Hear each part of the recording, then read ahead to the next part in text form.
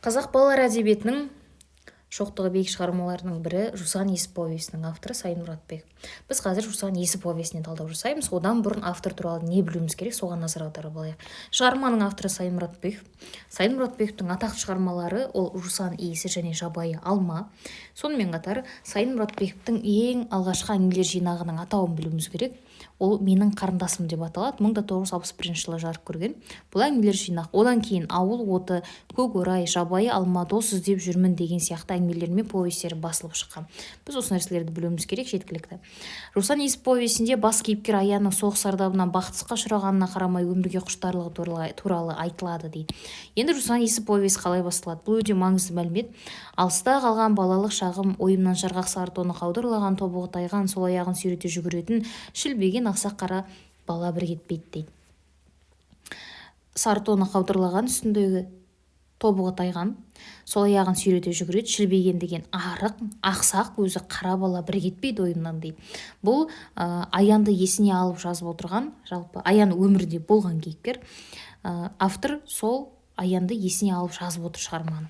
Аян деген кейіпкердің қандай ерекшеліктері бар? Аянның ертегі айта біледі. Аян бүкіл балаларды үйіріп алып ертегі айтатын тұстары бар. Және бұл басты оның белгісі. Одан кейін тобығы тайғыш. Тобығы бір рет бұзауға мінемін деп, қасқа бұзауға мінемін деп тобығын тайдырып алған. Одан кейін тобығы қайта-қайта таятын болып кетеді. Бұл Аянның тағы бір белгілерінің бірі. Келесі тағы шығарма ішінде қандай кейіпкерлер бар? Аяннан бөлек Садық, Есікбайды мұнда сендерде көрсетпепті. Есікбай және Қасым деген кейіпкер бар. Есікбай бұл тентек кейіпкер. Бұған ешкім беттеп келе алмайды. Тек Қасым беттеп келе алмайды Есікбайға. Қасымның Тырнауық деген аты бар.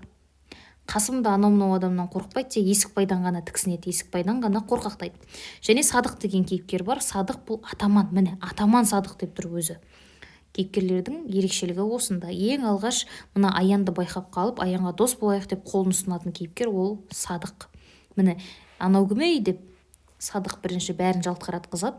Сөйтсе үстінде міне шолақ жең ақ жейдесі бар. Бұл Аянның сипаты. Тізеден жоғары қысқа қара шалбар киген, кекіл шашы бар, мұнтаздай таза бір бала тұр екен дейді. Өзі мұнтаздай таза, өте тазайым бала. Тізеден жоғары қысқа қара шалбар киіп алған, шолақ жең ақ жейдесі бар. Кекіл шолақ жең ақ жейде деп отырғаны демек ақ футболкасы бар үстінде және қысқа қара шалбары бар. Шорты деп елестетіндер қара, кекіл шашы бар. Өзі мұнтаздай таза. Мына не үшін мұнтаздай таза деген сөзге акцент қойылып тұр? Себебі мына балалар бәрі бір міне көшеде екіге жарылып алып, қағазға топырақ орап, бір қолдата лақтырып, атысып ойнап жүргенбіз дейді. Кімнің үстінде қара киім, кімнің үстінде ақ киім ажырата алмайтындай үстіміз шаң-шаң болып, жаңағы салынып ойнап жүрген уақытында Аянды көреді. Сонымен бұлар Аянды сынап тұрады, Аян бұларды сынап тұрады. Әйтеуір қайдан келген деп біз оған қараймыз, ол бізге қарайды дейді.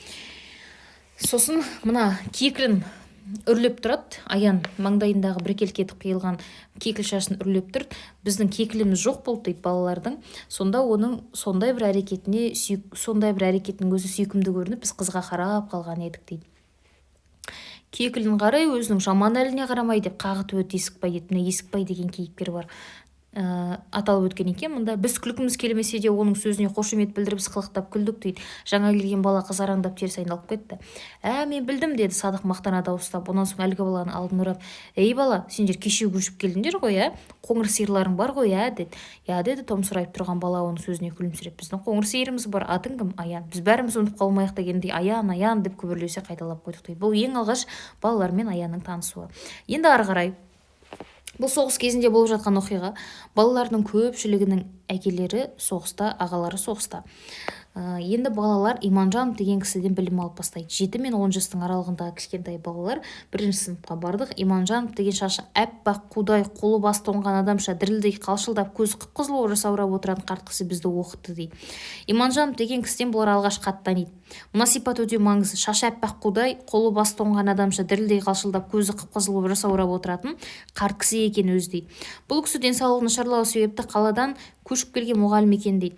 Сөйтіп 2 ай дегенде бұларға 1-2 әріптен өтіп отырып бұлар негізі басында бір-екі әріптен өткен жеріне көңіл толмай барлық әріптерді тезірек үйреніп алсақ екен, шіркін ағама хат жазатын едім деп күңкілдеп жүреді. Бұл Аян тез етіп үйретсе екен бізге Иманжан, мен көкеме хат жазғым келеді деп армандап жүреді. Сөйтіп Иманжан хат танытуға бар күшін салып бақты дейді. Сөйтіп бірер айдың ішінде әріптер тегіс жататып, бірлі-жарым сөздерді құрап жаза алатындай халге жеттік. Аян болса кәдімгідей жазып кетті дейді ол кезде. Аса жаннан артық көретін аға деп бастап хат жазатын болды. Енді оның қуанышында шек жоқ еді. Күніне ол 2-3 хаттан жазады дейді. Бұлар қызығып, біз басқа балалар әлі де сөйлем құрап жаза алмайтын, сондықтан Аянға келіп хат жазуды үйретші деп біз бәріміз жата-жастана жабысатынбыз дейді, жалынатын едік. Аян бәлденбейтін деген өзінше болмайтын дейді. Жымың-жымың етіп күлетінді, мына менің хатымды көшіріп жаз, тек менің ағамның орнына өз ағаңның атын жаз деп қоятын еді дейді. Деп қолындағы жаңағы хатын беріп бұларға үйретуге де тырысатын. Сөйтіп жүрген кезде Иманжан 2 айдан кейін Иманжан қатты науқастанып қалады, төсек тартып жатып қалады, бір қол бір аяғына салы болып қалады. Сөйтіп басқа мұғалім келмей қалады бұларға. Осылайша біздің оқуымыз келер жылға дейін тоқтады дейді. Бірде Аян өрісте мал қайырып келе жатып үйретемін деп өзінің қасқа бұзауына секіріп мінген екен. Семіз бұзау мөңкіп жығып кетті. Міне Аянның алғаш тобығы тайған кезі. Бір айдай үйінде ауырып жатты. Осыдан кейін Аянның тобығы тайғыш болып қалды. Қит етіп қалса болды, я секірсе болды, тобығы тайып кететінде Аян ойбай аяғым-ай деп жанұшыра бақырып жата қалатын болды дейді. Тобығы 3-ші рет тайған кезде ол үйінде бұрынғыдан да ұзағырақ жатты. Сонымен Аянның сипаттарының бірі ол хат жаза біледі. Иманжановтан алғашқылардың бірі болып хат жазуды үйреніп алған Аян болды. Одан кейін жаңағы семіз бұзауын үйретемін деп жүріп тобығын тайдырып алды. Өзі мұнтаздай тазайын жүретін, кекіл шашы бар бала екен дейді. Енді кеттік ары қарай. Бұл жерде аталатын жер атауларынан тек Ешкөлместің күнгейі дейді. Ешкөлмес деген таудың атауы ғана аталады шығармада. Жайылған мал ешкім қайырмаса да бір ізбен шұбырып ауылға қайтқан. Кенет бүкіл ауылды шолуға шыққан ащы дауыстар селт еткізді дейді. Сөйтсе Аянның бұл дауыстар Аянның үйінен шығып жатыр дейді. Аянның әжесі қайтыс болыпты, өліп қапты деген сыбырды алқына тартып сүйінші сұрағанда біріміз жеткіздік дейді. Сосын бұлар Аянды қызық көріп үй жағына барады. Сөйтсе Аян болса сол мелшиген күйінде жалтақ-жалтақ етіп ауылдың әр тұсынан әжетайлап дауыс қойып келе жатқан үлкен адамдарға қарайды дейді. Бірақ олардың бірі де бұған назар аударар емес. Біз болсақ енді қайтер екен деп қызықтағандай одан көз айырмастан ортаға қоршап тұрмыз дейді. Бірақ Аян жыламайды әжесі қайтыс болған уақытында. Негізі Аянның көкесі жаңағы соғыста Аянның тек қана әжесі бар еді. Енді әжесінен де айырылып қалды. Көкесінен хабар күтеді. Ертеңінде Аянның әжесі жерленді. Жұрт ат қойып зираттан қайтқанда Аян әжесінің қабірінің басында елдің ең соңынан шошайып жалғыз қалды. Ол бұл күнде де жылаған жоқ дейді. Міне бұл күнде жыламады. Қарлы топырақ араласқан жас қабірге жаутаңдап біраз қарап тұрды да бір уыс топырақты іліп алып, топырағың жеңіл болсын әже деп шашып жіберді дейді. Онан соң қып-қызыл болып тоңған 2 қолын аузымен кезек-кезек үрлеп қойып ауылға қайтты. Сол күні Аян әжесінің тумаласы Бапай деген шалдың үйіне көшті. Енді тағы бір маңызды кейіпкерлердің бірі бұл Бапай шал. Аян әжесі қайтыс болғаннан кейін осы Бапай шалдың қолына барып тұрады. Алыстау бір туыстар болып келетін. Біз көшеде сырғанақ тебуге кіріскенбіз. Дәл осы кезде азын-аулақ көрпе жастық келген шаннаны Бапай айдап, Аян өзі қоңыр сиырын бұйдасынан жетелеп көшенің басындағы шалдың үйіне көшіп бара жатты дейді. Мынау Аянның жаңағы Бапай шалдың үйіне көшіп бара жатқан кезде көрінісі. Қоңыр сиыр үйренген қорасынан шыққысы келмей тартыншақтай бастаған. Біз бір топ бала шуылдаса қаумалап артынан айдадық. Қоңыр сиыр көз шарасынан шыға шатынап, танауын пысылдатып, басын шайқап Аянды сүзіп жіберердей болып алға қарай оқтана жүрді. Бірақ сүрген жоқ, жүріп келе жатқан бойда Аянның қаудырлаған сары тонның етегіне ескетті, тұмсығын созып ыңырана мөгірен. Аян ақсаңдаған күйде бізге бұрыла қарап, жануар бәрін біледі дейді. Мына Аянның сары тонның иісін сезгеннен кейін жануар тынышталды деп тұр ғой. Аян сол кезде артындағы балаларға қарайды да, жануар бәрін біледі деп айтты дейді. Аянның сиырын Бапай шалдың үйіне дейін айдасып барғаннан кейін біз сырғанаққа оралып ойынға қайта кірістік. Сәлден соң Аянда сырғанақ басына келді. Өзінің шанасы жоқ, сондықтан елдің шана тепкенін қызықтап қарап тұр. Бірде мені көк тақтайлы шанамды нұсқап, менің де шанам дәл осындай еді, көшкенде ана жақта қалды деп қойды. Мен оның жаудырап қарап тұрғанына шыдай алмаймын. Мә Аян, сен бір жол теуіп кел деп шанамды бердім. Қуанғаннан өзі үнже алмай ыржия күліп шанаға отырады. Ал кім менімен жарысады деп айқайлап еңіске қарай зулата жөнелді дейді. Содан кейін бірінен кейін бірі балалар Аянмен шанасын алмаса берді дейді. Есікбай берді, одан кейін тағы басқа Садық берді деген сияқты. Шанамызды бір-бірлеп беріп, бір реттен теуіп шықты. Ол қып-қызыл болып қара терге түсегендігі бала бұрды белден ерекше даурыға сөйлеп сақылдап күлмен болды дейді. Сөйтіп сол күні ымырт сәулесі ыдырап қараңғы үйіріле бастаған кезде Аян жүріңдер бүгін мен кешегіден де қызық ертек айтамын деді дейді. Ең алғаш ертек айтып берген күні Аянның балаларға, бұл әжесі қайтыс болған кезінде. Әжесі қайтыс болған кезде балалар ана үйдің жанында қызықтап тұрады ғой, сонда Аян өзіне шақырып алады да, кеттік жүріңдер мен сіздерге ертек айтып беремін деп үйдің сыртын айнала бере отырғызып қойып балаларға алғаш ертек айтып береді. Ертегісі енді тағы бір мына сырғанақ теуіп болғаннан кейін Аян тағы жүріңдер мен сіздерге ертек айтып беремін деп өзіме тағы алып кетті, қызық ертек айтамын деп. Біз опыр-топыр болып шуласып Аянның бастауымен бапай шалдың үйінің іргесіне келдік дейді. Аянды ортаға алып енді жайғасып отыра бергенде бапайдың кемпірі шықты да бұлардың барлығын қуып жүреді. Үйбай бетім-ай, бұл дүбірлеген не десем мыналар екен ғой, аулақ жүріңдер әрі әй өңшең топырлаған немелер, онысы несі тап терезенің түбіне келіп үймелегендер деп қуып жіберді бізді дейді. Сонымен енді қайттық, енесеміз деп тұрған кезде Садық, мен таптым қай жерге отыруға болатын деді. Бәріміз соған қарадық. Анау ат қораның төбесіне шығайық та шөпке белуардан кіріп алып отырайық дейді. Сөйтіп қораның төбесіне кіріп кетіп сол жерде ертек айтады. Сонымен бірақ бұл жерде бір не оқиға болады, жаңағы ойламаған оқиға болады. Бәріміз алқа-қодан жайғасқаннан кейін ортамыздағы Аян тісінің арасына сылта шыртты егізіп түкіріп қойып көтеріле түсіп астына шөп жұмарлап басқамыздан орын биіктеу қылып отырды. Онан соң қабағын шытып ойға батқан күйде төмендегі үңірейе қарап отырып жатқан терең құзға көз жіберді. Біз енді солай қарай жалтақтадық. Құз қорқынышты екен. Ертеде бір жетім бала болыпты деп Аян екінші ертегісін бастады дейді. Аянның ертегілері әдетте ертеде бір жетім бала болыпты деп басталады дейді. Сыбырлай шыққан даусында өз айтқанына қалай да қалтқысы сендіретіндей керемет бір күш бар. Біз тым-тырыс боп тына қалдық. Бір сәтте дәл астымызда қораның ішінен жылқылардың күтір-күтір шөп жеп тұрғаны, пысқырғаны, тапырлағандары, қасынғандары естілді. Бірақ біртіндеп Аянның ертегісі қызған сайын әлгі дыбыстардың бәрі құлақтан шет қалып төңіректі бүкіл еш көлмес баурайын төмендегі терең құзды ғажайып бір тыныштық басты дейді. Бұл дүние ертегі қиял дүниесіне, сиқырлы дүниеге айналып, біз өзіміздің бар жоғымызды ұмытқандай болып едік дейді. Сонымен дүниедегі жақсылық атаулының бәрі ерлік те, ізгілік те, сұлулық пен ақылдық та әйтеуір адамға тән небір асыл қасиеттің барлығы да Аянның ертегілерінде болушы еді дейді. Аянның ертегілерінің ғажаптығы сондай, ол ертегілерде небір асыл қасиеттер табылады дейді. Аян батырлық туралы ертек айтқан кезде бізде сол жаңағы батырлар сияқты сезінетін едік өзімізді деп көрсетеді, және бір жауды жапырып кететіндей болып, енді көкелер соғыста жүр ғой, сол үшін бұлар да бір соғыста жүргендей болып елестетіп өздерін мәз болып қалатын едік дейді. Сөйтіп мына көксемсерді елестетеді. Өйткені Аян ертегілерінде батырлар сілтеген көксемсерге қызығы биланатынымыз сонша, оны қару біткені құдайы көретін едік. Ух шіркін, сондай семсерім боп мен де соғысқа барсам фашистерді тура бауыршақ яр едім деп тістенетін Есікбай дейді. Ал мен бар ғой, тек бастарынан ғана шабар едім дейтін Садық арман еткендей даусын соза сөйлеп құшырланып. Көксемсерді шаршы өткізіп келе жатқанымда алдына көкем шыға келсе дейтінмін дейді. Сонда Аянның ертегілерінде батырлар, ұстайтын көксемсер бәріміздің арманымыз болды дейді. Мына қатар өте маңызды сұралыққа ықтималығы жоғары. Мынау сондай семсерім болса, мен де соғысқа барсам фашистерді бауыршақ яр едім дейтін кейіпкер Есікбай. Ал тек бастарын ғана шабатын едім дейтін Садық екен. Келесі Аянның ертегілері көбіне жетім бала туралы болушы еді. Жетім баланың тағдырына байланысты үрейлі ертегіні бастаған кезде ауылдың шетіндегі сай-саланы жырақ ұзы тегіс шалмауыздар мен жез тырнақтар, жалғыз көзді дәулер деуіп ерлер жайлап кеткендей болушы еді дейді. Сөйтіп Аян бір қулық тауып алды. Енді ол күнде кешкісін бізге сол күні ойлап шығарған жаңа ертегісін тездетіп айтып бітіреді де, біреуіміздің шанамызды сұрап алып түннің бір уағына дейін сырғанақта жападан жалғыз ойнайтын болды дейді. Бір күні күн бұлттанып, оңынан баяу ғана ызғырық жел соғып тұрды. Қараңғылық ерте түскен, бізде дағды бойынша ауыл үйлері шам жаға бастаған кезде ат қораның төбесіне жинала қалдық. Аян бұл күні өте көңілден. Әй, сендерге бір қызық айтайын ба деді ол сүйінші сұрағандай қуанышты үнмен. Мен бүгін таң алдында түсімде ағамды көрдім. Рас айтам. Түнде жатарда ағамның пальтосын басыма жастап көпке дейін иісін иіскеп жатқам, ағамның иісі сіңіп қапты. Біртүрлі жусанның иісі сияқты жақсы иіс шығады дейді. Шығарманың атауы не үшін жусан иісі деп аталады? Міне осы жерден түсінсеңдер болады. Балалардың соғысқа кеткен көкелері ағаларына деген сағынышы көрінеді.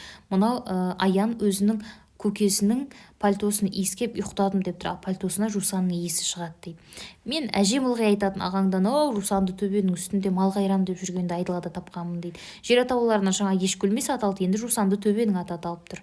Сөйтіп менің ағамды жусанның иісі содан қалған, сөйтіп жатып ұйықтап едім, түсіме кірді дейді. Мен де ылғи көкем пальтосын шамылып жатам. Қалған балаларда бірінен кейін бірі менің көкемнің мен де көкем пальтосын құшақтап ұйықтаймын. Менің үстімнен де жусанның иісі шығып тұр деген сияқты жамырасып кетеді дейді. Сөйтіп мына кезде бәрі бір-бірінің үстіне иіскеп жусанның иісі шығатындығын байқадық дейді. Сарысы өркілген ат қораның іші тұншығардай қапасты мырсығы тастай қараңғы, төбесіне ұя салған торғайлардың, олардың шырылдаған қызылшақа балапандарының үні құлақ тұндырады. Қараңғылыққа көзім үйренгенше есік алдында тұрдым. Аяға сазаны басқан сайын шұршыр көте түкпірге де жеттім. Аян қараңғы бұрышта бүрісіп екі алақанымен бетім бас солқылдап жылап отыр екен. Ұзақ жылады. Онан соң көзін сүртті де қорадан шықты. Сыртқа шыққан соң көрдім, көзі қызыл болып кетіпті. Маған қарата өз-өзіне жымиып күлді. Күн ыстық-а деді. Осыдан кейін бір рет өткен соң ертеңгісін он шақты қозы-лақ тауға қарай өргізіп жіберіп, қайтар жолда бапайдың есігінің алдында тұрған арбаға көзім түсті. Бірсыпыра балалар осы арада екен. Аян жолға шетте жүретін адамдай бар жоғын киініп апты. Мен таяп келгенде шетте тұрған Есікбай сыбырлап қана: Аян, балалар үйіне кеткелі жатыр. Осы кезде үйлеріне арба айдаушы жігіт және бапай мен кемпірі шықты дейді. Мынау енді шығарып салатын тұстар Аянды интернатқа, бірақ оған дейін болатын оқиғалар. Мынаны білуіміз керек біз. Ат қора өртеп, ат қораны байқамай балалар өртеп алады. Мына ат қораның басында ертегі тыңдап жүрген кезінде ат қораның өртенуі, сөйтіп ат қора өртенгеннен кейін Аянды кінәлі санап Тұржан деген жаңағы соғыстан оралған кісі Аянды тепкілейді. Бапай шал әрең дегенде айырып алады. Сөйтіп одан кейін кімге? Аянның көкесінен қара қағаз келеді. Мынау жылап отырғаны үстіне түсіп тұр ғой, Аянның жылап отырғанын көрдім дегенде Аян сол өзінің көкесінен қара қағаз келген кезінде алғаш рет жылайды. Әжесі қайтыс болған кезінде ол кезде жыламаған, естеріңде болса, топырақты шашып жіберіп қайтып келді деді ғой, бірақ көзінен жас шыққан жоқ деді. Ал енді көкесі қайтқан уақытында Аян қатты жаңағы еңкілдеп жылайды. Яғни енді Аянның ешкімі жоқ. Аянның әжесі де кетті, Аянның ағасы да қайтыс болды, көкесі де қайтыс болды. Көкесі деп отырған әкесі. Ол кезде әкелерін көке деп айтады. Сөйтіп көкесінен де айырылды. Енді бапай шал бұл баланы қайда жібереді? Интернатқа оқуға жіберуге шешім қабылдайды. Мына кезде балалар бір-біріне сыбырласып, жаңағы Аянның неге кетіп бара жатқанын айтып жатыр, интернатқа кетіп бара жатқанын. Бапай да келіп Аянның бетінен сүйді дейді. Біз балалар Аянды көп уақытқа дейін еске алып сөз қылатын едік. Аян айтқан ертегілердің есте қалғандарында қайталап айтып та жүрдік. Аянның ертегілерінің көңілімізді ұялағаны сонша, кейін еріскен кезімізде өзімізден кіші балалар тамсандыра отырып айтатын едік дейді. Ешкөлместің шоқысы астында жалғыз көзі дәу ұйықтап жатқандай, соның қоқыраған демінен теңселіп тұрғандай көрінеді. Мынау балалардың қиялы Аянның арқасында, Аянның ертегілерінің арқасында осылай ойымызға келетін дейді. Ал енді жусанды төбе жақтан қоңыр салқын самал еседі, ашқылтым иісі аңқиды, жусанның иісі. Сондайда есіме тағы да Аян түседі дейді. Шынында бұл күнді Аян қайда екен? Повестің соңы осылай аяқталады. Тірі ме екен? Ондай бала тірі болуы тиіс. Ондай бала алдында нендей мұрат қойса да жетеді. Ал тірі болса жусанды төбеге бір олмауы қалай? Жусанның иісін сағынбауы мүмкін емес қой деп аяқталады. Жалпы сонымен қайталаймыз. Аянның балалармен ең алғаш жолыққандағы сипаты: үсті-басы мұнтаздай таза, шолақ жең ақ жейде киіп алған, үстінде ақ футболка, сосын жаңағы шолақ қара шалбар болды, үстінде кекілі бар екен дейді. Балалардың бәрі қызық көреді. Ең алғаш балалардың ішіне Аянды байқап қалатыны Садық болды. Басқа Есікбай деген кейіпкер бар, Қасым деген кейіпкер бар. Қасымда Тырнауық дейді, Есікбай тентек, Садық атаман кейіпкер болып суреттеледі. Одан кейін Аян бұларға Аян қоңыр сиырмен әжесімен бірге көшіп келгендігін балалар біледі. Одан соң Аян бұлардың арасында ертегішілдігімен танымал болады. Сосын Иманжановтан ең алғаш болып хатты үйреніп алатын, жаңа шашы аппақ қудай шалдан ең алғаш болып жазуды үйреніп алған елгезек бала ол да Аян болады. Кейін балаларға хат жазуды үйретіп, өзінің хатын көшіріп алуына рұқсат етіп деген сияқты Аян балалар арасында жақсы көзге түсе бастайды. Кейінірек Аянның әжесі қайтыс болады. Әжесі қайтыс болғаннан кейін балаларға алғаш ертек айтып береді. Солай балалар бұл Аянның ертегілеріне үйірсек болады. Сөйтіп жүрген кезде Аянның жаңағы ат қорада ертек айтып жүрген уақытында байқамай ат қораны өртеп алып, Тұржаннан таяқ жейді, кәдімгі темір етігімен тепкілейді бұл баланы. Одан соң Бапай шалдың Аянның әжесі қайтыс болған кезде Бапай шалдың үйіне көшеді ғой бұл. Кейін жаңағы Бапай шал баланы интернатқа жіберуге шешім қабылдайды. Оның алдында Аянның көкесінен қара қағаз келеді. Ең алғаш Аян сол кезде ғана жылайды. Оған дейін әжесі қайтыс болған кезде жыламаған. Және тағы да бір ескеретін нәрсе: жусан иісі повесінің жусан иісі деп аталу себебі де Аянның көкесіне қатысты. Себебі Аянның көкесінің пальтосынан жусанның иісі шығушы еді дейді. Аянға тән сипаттар осы: ол ертегішіл және тобығы тайғыш, тобығын қасқабызаудан құлап тайдырып алған. Бұл сұрақ болып келді. Одан кейінгі жаңағы үсті-басы сипаты естеріңде деп ойлаймын.